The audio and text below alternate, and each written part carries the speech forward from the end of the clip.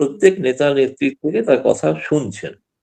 শুনে আচ্ছা। তিনি ভবিষ্যতে রণনীতি তৈরি করবেন এবং খুব সময় দ্রুত এগিয়ে আসছে, যেহেতু নির্বাচন হওয়ার একটা সম্ভাবনা আছে। সেই কারণে জি। এই সময় দ্রুত হয়তো আরো কিছু মিটিং আগামী দিনেও হতে পারে। মিটিং গুলো সেক্ষেত্রে ভারত সরকার, আমি আগেও বলেছি, অনুমতির ব্যাপার নয়, ভারত সরকার কোনো বাধা দিচ্ছেন না। কিন্তু এই ব্যাপারটা একটু যে খবরগুলো জি, যেটা বেরিয়েছে সংবাদ, সেই সংবাদ হচ্ছে এই প্রথম বাংলাদেশের কাগজে যে খবরগুলো, আমি বাংলাদেশের বহু সাংবাদিককে বলেছিলাম আগে, তারা কেউ ছাপতে রাজি হন, সাহস পান ছাপতে। বলেছেন না, আচ্ছা, শেখ হাসিনার খবর আমাদের এখানে ছাপা নিষেধ আছে। আচ্ছা, কিন্তু এইবার প্রথম যুক্তরাজ্যের যে প্রতিনিধি দল এলেন, সেখানকার আওয়ামী লীগের সভাপতি, সাধারণ সম্পাদক, অন্য পদাধিকারীরা যে এসেছিলেন ৫ জন, যারা দীর্ঘ আলোচনা করলেন। সেই আলোচনাটা তাহলে লন্ডনের খবরটি হলো লন্ডন করেসপন্ডেন্ট মারফত প্রথম এটি বাংলাদেশের কাগজে। সেটিই কিন্তু সূত্র। আপনি যেটা আনন্দবাজারেও দেখছেন তার সূত্র সেটাই। তারাই গিয়ে ওইভাবে বলেছেন। তিনি মানে রাজার মতো রাজপ্রাসাদে আছেন, এটা বড় কথা নয়। বড় কথাটা হচ্ছে, যেটা আসল কথা, তিনি প্রধানমন্ত্রীর প্রোটোকল নিয়ে আছেন। তাহলে একজন প্রধানমন্ত্রীর প্রোটোকলে যা, যা থাকা উচিত সেগুলো সবই আছে। সেগুলো সবই আছে, ১ম দিন থেকেই তো আছে। সেটা তো নতুনত্ব কিছু নেই এর মধ্যে। আমাদের কাছে নতুনত্ব লাগে। ওদের কাছে বাংলাদেশীদের কাছে নতুনত্ব লেগেছে এবং তারা এই খবরগুলো এতদিনে যে ছাপছেন, এটা একটা আওয়ামী লীগের পক্ষে আমি বলব ইতিবাচক দিক। আগে খবর ছাপাই হতো না। শেখ হাসিনা প্রকাশ্যে উপস্থিত হবেন, এটা বাংলাদেশেতেও ভাইরাল হয়েছে। কিন্তু সে খবরও ছাপা হয়েছে। এবং কি এখন যে খবরগুলো ছাপা হচ্ছে, ফলে আমার কাছে মনে হয়েছে যে এটা ভবিষ্যতে তিনি একটা রণনীতি তৈরি করছেন, যে রণনীতিটা হয়তো আর কিছুদিন পর জানা যেতে পারে আরকি। এখনো স্পষ্ট নয়। আমি দেখলাম আল জাজিরা একটা রিপোর্ট করেছে যে শেখ হাসিনা নির্বাসিত, আওয়ামী লীগ নিষিদ্ধ, আওয়ামী লীগ কি টিকবে কিনা? এই জায়গায় সে 50-50 আল জাজিরাও করেছে এবং পরে বিবিসি পিক করেছে, বাংলাদেশের পত্র-পত্রিকা করেছে।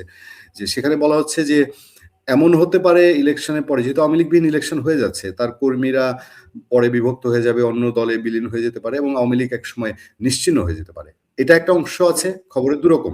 আরেকটা আছে যে না, তারা বিস্ময়করভাবে এই অদৃশ্য থেকে তারা দৃশ্যমান হয়ে যেতে পারে।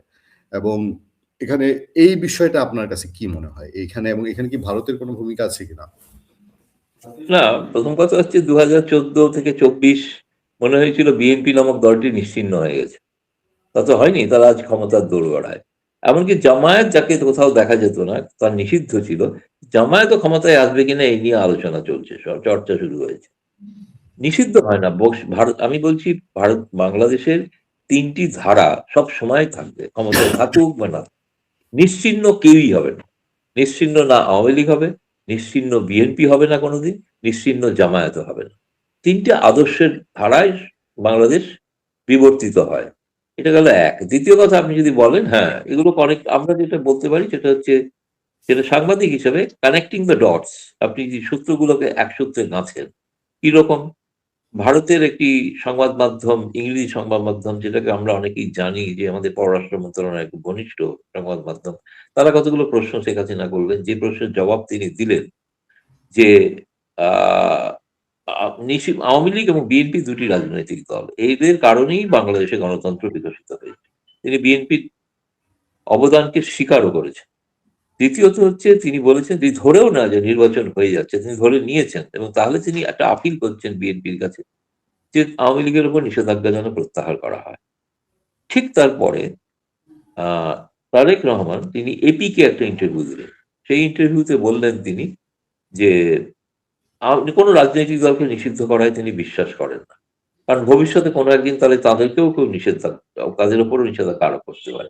তবে হ্যাঁ, অপরাধীদের বিচার হবে, সেটা হতে পারে। কিন্তু রাজনৈতিক দলকে তিনি নিষিদ্ধ করার পক্ষপাতী নন। এমনকি একই সঙ্গে সেই একই ইন্টারভিউতে তিনি বলেছেন, ভারতের সঙ্গে সম্পর্ক রেখে তারা চলতে চান।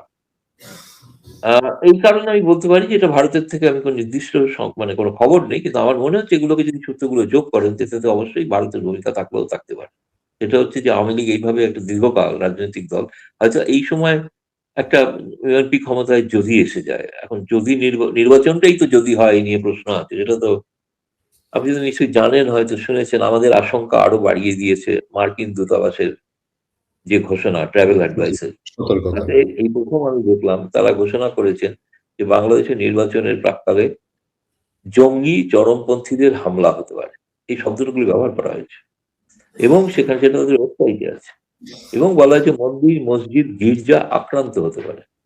যে সমাবেশটাকে আপনার খুব শান্তিপূর্ণ মনে হচ্ছে সেটা শান্তিপূর্ণ নাও হতে পারে। দুই দলের মধ্যে সংঘাত লাগতে পারে, ফলে এগুলো এড়িয়ে চলে। এই যে কথাগুলো টাইমিংটা যদি দেখেন আপনি, টাইমিংটা হলো ঠিক একদিন আগে তারা জামায়াতে ইসলামীর সঙ্গে বৈঠক করেছেন। জামায়াতে ইসলামের সঙ্গে আমেরিকার যিনি অ্যাম্বাসেডর এই প্রথম বৈঠক করলেন। হ্যাঁ, কিন্তু এবং সদল বলে করেছেন, মানে এখানে আমেরিকান দূতাবাসের পদাধিকারের সকলেই উপস্থিত, ইনক্লুডিং আমরা জানি যিনি বহুকাল ধরে ছাত্র শিবির করতেন, যে ফিরোজ আলী, তিনিও ছিলেন পলিটিক্যাল কাউন্সিলর এবং খুবই প্রবীণ একজন ব্যক্তি। তিনি কিন্তু এরকম ঘটনা নয়, খুব ব্যতিক্রমী যে তিনি কিন্তু তার বয়স অনেক হয়ে যাওয়া সত্ত্বেও তিনি কিন্তু ওই আমেরিকান দূতাবাসে বিভিন্ন স্থানে কাজ করেছেন এবং এখন ঢাকায় করছেন। এবং ঢাকায় তিনি বিভিন্ন গুরুত্বপূর্ণ ভূমিকা পালন করেন, সেটা সবাই আমরা জানি অন্তত। তার সঙ্গে বৈঠকের পর আমেরিকান এম্বাসির এই ঘোষণাটা এটা চিন্তায় ফেলেছে। যে আপনি কিন্তু জানেন যে ভারত বাংলাদেশের সমস্ত মিশনগুলোকে নো ফ্যামিলি পোস্টিং ডিক্লেয়ার করেছিল। তার জবাবে পররাষ্ট্র উপদেষ্টা বলেছিলেন এর নিরাপত্তার তো কোনো অভাব নেই, কেন এটা ভারত করেছে জানি না। আমার তো প্রশ্ন পররাষ্ট্র উপদেষ্টার কাছে বা বাংলাদেশ সাংবাদিকরা যারা মিলিত হন পররাষ্ট্র উপদেষ্টার কাছে, তাদের এই প্রশ্নটা করা উচিত যে মার্কিন দূতাবাসের এই ট্রাভেল অ্যাডভাইসারি সম্পর্কে আপনি কি বলবেন।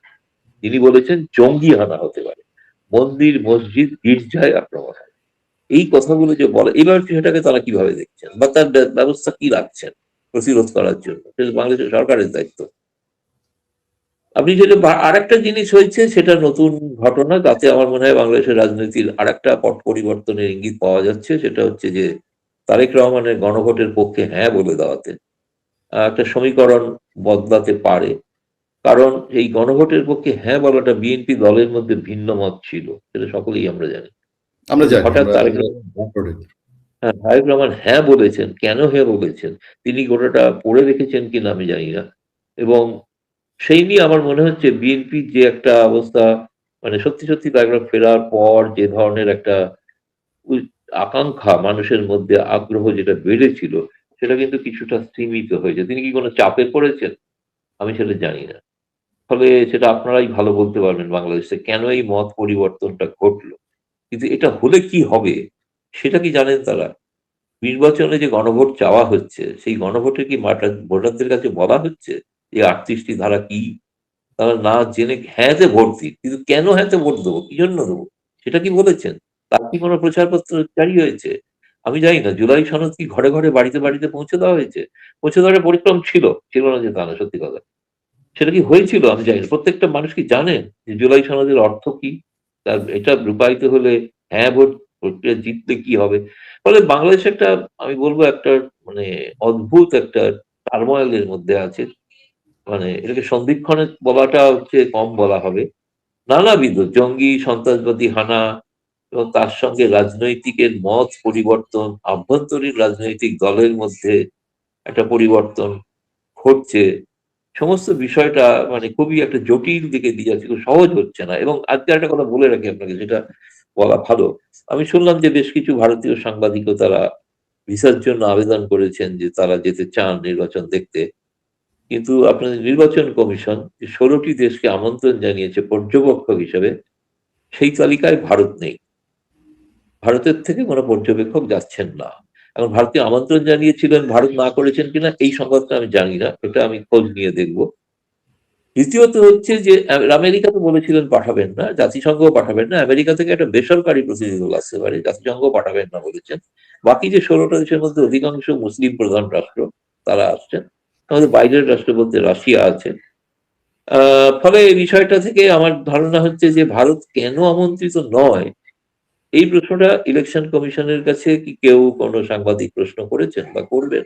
আমি তো আজকে জানলাম সেটা। পূর্ণিয়া সাহেব বলুন। আমাদের আমাদের যারা ইলেকশন কমিশনে যায়, আমি আমার বন্ধুদেরকে বলবো, আমার ছোট ভাই যারা যায় এখন ইলেকশন কমিশনে, তাদেরকে আমি নিশ্চয়ই এই বিষয়টা আমি বলবো। দাদা, আমি আপনার কাছে আমি আরো দুটা বিষয়ে আমি আপনার মতামত জানতে চাবো। সেই দুটা বিষয়ে যাওয়ার আগে আমি যৎকিঞ্চিত, আমাদের সবসময় অনেক কমেন্ট আসে, সেই কমেন্টগুলো আমরা কখনো নেই না। আমরা চেষ্টা করবো দু একটা কমেন্ট ঝটপট একটু পড়ে নিতে। তারেক জিয়া ওয়াকারের কাছে মুচলেকা দিয়ে দেশে আসছে পাখি। আচ্ছা, যাই হোক, আমি সেনাপ্রধান নিয়ে মন্তব্য করতে চাই না। জয় বাংলা, জয় বঙ্গবন্ধু। জনগণ চাইলে আওয়ামী লীগ আসবে, বাট নট নাও। বিএনপি জামাত অনেক অত্যাচারিত অপমানিত হয়েছে, 17 বছর লেগেছে, জোর করে চাপিয়ে দেওয়া দিবে দিবেন তো হিতে বিপরীত হবে। এটা ঠিক, কথাটা ঠিক যে আওয়ামী লীগ তো অনেক কিছু অন্যায় করেছে। আনিস আলমগীর ভাইয়ের মুক্ত করার জন্য কিছু বলেন। আপনারা জানেন যে আমাদের সাংবাদিক আনিস আলমগীর তিনি একটা মানে একেবারেই ফালতু একটা মামলার অভিযোগের মুখে তিনি জেলে আছেন গত কয়েকদিন ধরে। আনিস আলমগীর ভাইকে মুক্ত করার জন্য কিছু একটা করেন, সবাই বেশি লেখালেখি করেন। নৌকা নাই, ভোট নাই, শেখ হাসিনা সালাম নিন, ব্যালট বাক্সে লাথি দিন, no vote no vote, Awami League যদি বাকশাল হয়ে ফিরে আসে, প্রশ্ন করছেন একজন মানুষের মধ্যে। কিন্তু এখনো একটা আওয়ামী লীগ নিয়ে পুরো বিষয়টা একজন কমেন্ট করেছেন, পূর্ণিয়া ছোট ভাই, শেখ হাসিনা আমাদের মাঝে ফিরে আসবে এটা মনে হয় স্বাচ্ছন্দ্য বোধ করছে না।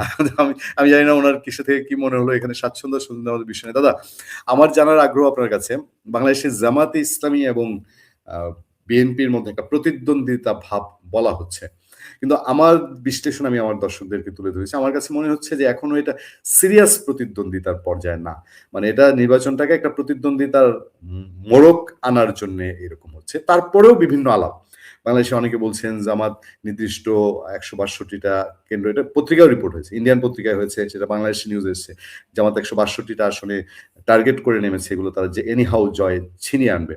আপনার কি মনে হয় যে বাংলাদেশে একটা রিয়েল কম্পিটিটিভ কম্পিটিশনের ইলেকশন হতে যাচ্ছে, এবং এই ইলেকশনটা এখনো কেন আপনি বলছেন যে ইলেকশন নিয়ে শঙ্কা আছে? দাদা মিউট হয়ে গেছে, মিউট হয়ে গেছে, দাদা মিউট। না, ইলেকশন নিয়ে কেন শঙ্কা আছে পররাষ্ট্র উপদেষ্টার কাছে প্রশ্ন করুন। কেন মার্কিন দূতাবাস বললেন জঙ্গি আনাবে, মন্দির মসজিদ গির্জায় আক্রমণ হবে। এরপরে আমি যদি বলি যে নির্বাচন স্বাভাবিক হবে, সাধারণভাবে আমেরিকার দূতাবাস বলছে যাদের ভরসায় এই সরকার রয়েছে, প্রতিনিয়ত সকাল বিকাল ওঠা বসা করেন হয় তা বিএনপি অথবা জামায়াতের সঙ্গে, এবং ইউনূস তো তাদের পছন্দের লোক। ফলে তারা যদি এরকম আশঙ্কা প্রকাশ করে থাকেন তাহলে তো আরো বেশি চিন্তাজনক বিষয়, তাই না? তবে হ্যাঁ, আপনি যদি যেটা প্রতিদ্বন্দ্বিতার কথা বলে, আমি মনে করি 71 সালের পরে এই প্রথম বাংলাদেশের ক্ষমতা দখল করার জন্য জামায়াত ইসলামের কাছে একটা সুবর্ণ সুযোগ এসেছে। এবারে ক্ষমতায় তারা না এলে আর কোনোদিনই আসতে পারবে, নাও আর নেভার। ফলে এই সুযোগটা জামায়াত ইসলাম কেন ছেড়ে দেবে যেখানে ময়দানে আওয়ামী লীগ নেই? বিএনপি অবশ্যই একটা প্রতিদ্বন্দ্বী, অবশ্যই প্রধান বিরোধী, তাদের অনেক সমর্থক আছে, সব কথাই ঠিক। কিন্তু আমার কাছে মনে হয়েছে জামায়াত ইসলামী যে তত্ত্বটা বলা হয় 7 থেকে 8-10% বেশি ভোট নেই, এটা যেটা বলা হয়ে থাকে, আমাদের কাছে ফিডব্যাক যেটা, জামায়াত তার ইনফ্লুয়েন্স অনেক বাড়িয়েছে। ইনফ্লুয়েন্সটা মানুষের মধ্যে না হতে পারে, ইনফ্লুয়েন্সটা প্রশাসনে, যেখানে তারা ভোট প্রভাবিত করতে পারে। ফলে সেই কারণেই সহিংসতার কথাটা আসছে, সেই কারণে হিংসার ঘটনাটা আসছে। বিএনপির তো নর্মালি আসা উচিত, তাই না? সেটা নর্মালি আসা উচিত, কিন্তু হঠাৎ বিএনপির মধ্যে যে দোদুল্যমানতা আমরা দেখছি, তাতে বিএনপি কি কোনোভাবে নার্ভাস হয়েছে? একটু কি তারেক জিয়ার বডি ল্যাঙ্গুয়েজ, কেউ কেউ বলছেন আগের মতো অত স্পষ্ট নয়, আগের মতো অত বলিষ্ঠ নয়। তিনি যখন বাস নিয়ে, বুলেট প্রুফ বাস নিয়ে নেমে পড়েন রাস্তায়, সঙ্গে সঙ্গে কিন্তু জামায়াত ইসলামী আমির বাস নিয়ে নেমে পড়েন রাস্তায়। ফলে সমানে সমানে একটা টক্কর আছে, সেই টক্করটা বিএনপির প্রভাব আছে, সবই আছে। কিন্তু আমি আইডিয়ালি মনে নইলে আজকে মার্কিন রাষ্ট্রদূত বা সারা কুক, ব্রিটিশ হাই কমিশনার, যিনি অত্যন্ত গুরুত্বপূর্ণ ভূমিকা পালন করছেন, তিনি ভারতে এসে কেন জামায়াতের হয়ে ওকালতি করবেন? তিনি বলছেন এই জামায়াত হচ্ছে মডারেট ইসলামিক পার্টি, সেটা জঙ্গি পার্টি নয়। অথচ আমেরিকা বলছে জঙ্গি হানা হবে, তাহলে জামায়াত হামলা করবে না, মানে আরো কোনো বড় জঙ্গি গোষ্ঠী রয়েছে ওখানে। অন্যান্য ধরুন কিছু কিছু তো ভিডিও চলছে হিজবুত তাহিদ বাহিরে, যে তারা কি এটাকে এই সময় মুসলিম রাষ্ট্র ঘোষণা করতে চান, সেসব তার কতটা প্রভাব ঘটে পড়বে আমি জানি না, কিন্তু সেই শক্তিটা, সেই অংশটা তারা অবশ্যই ঘোরাফেরা করছে। বাংলাদেশের নির্বাচনে ইতিমধ্যে